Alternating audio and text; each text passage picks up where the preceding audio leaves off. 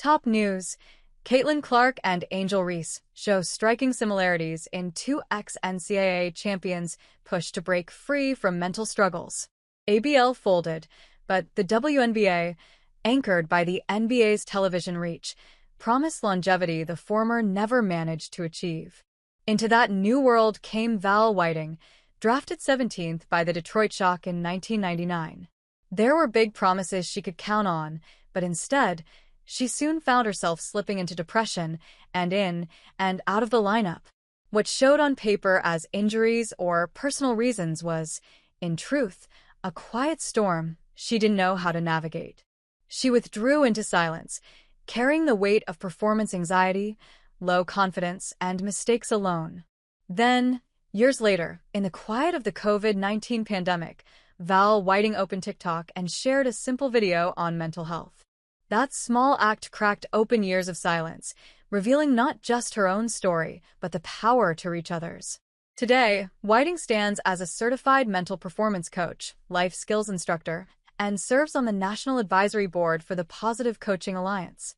We at Essentially Sports reached out to the two ex-NCAA champion and former WNBA forward to pull back the curtain on a rather ignored side of the game. Val Whiting shared some unspoken truths and, in doing so, offered advice that players like Angel Reese and Caitlin Clark can carry far beyond the final buzzer. As athletes, we all dream of the big moments, the championships, the recognition, the highlight reels. But what people don't always see are the battles behind the scenes, injuries that keep you off the court, or the mental toll that comes with pressure, criticism, or uncertainty, Whiting told Essentially Sports. And yes, while it's been over 2 decades, the struggles Val went through in the 1990s are practically still the same in today's world. I've lived both sides of that. I've been cut, traded, injured, and I've also struggled with my own mental health while playing at the highest level. That's why I can relate to what players like Caitlin Clark and Angel Reese are going through, Whiting added. Whiting's college career was remarkable.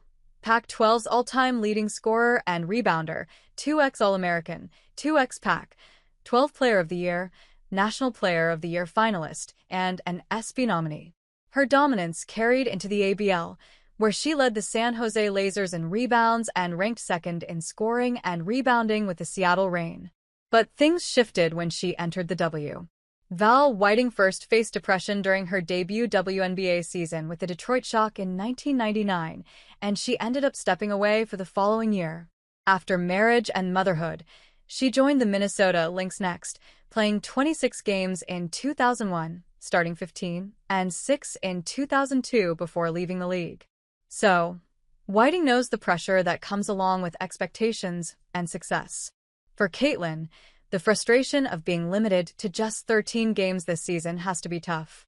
When your identity is so tied to your sport, sitting out feels like losing a part of yourself, Whiting told Essentially Sports. A similar emotion was also painfully evident in Caitlin Clark's season-ending message. Disappointed isn't a big enough word to describe how I am feeling. Clark poured hours into the gym, tried rehab, left no stone unturned, but her right groin injury and bone bruise wouldn't let her return. The inability to play, weighed down by a brutal season, and to give fans who traveled miles a glimpse of greatness, the guilt hurt hard. So here's Val Whiting's key to a breakthrough. My advice to her, Caitlin Clark, would be, keep perspective. You're more than your stats or minutes on the court. Use the time to strengthen other areas of your game, your leadership, your voice, your vision for how you want to impact the game long-term, she said.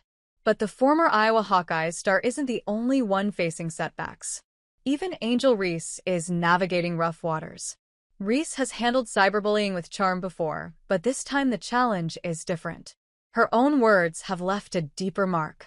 As Whiting explained in her interview with Essentially Sports, for Angel, navigating constant debate and outside noise is its own kind of injury.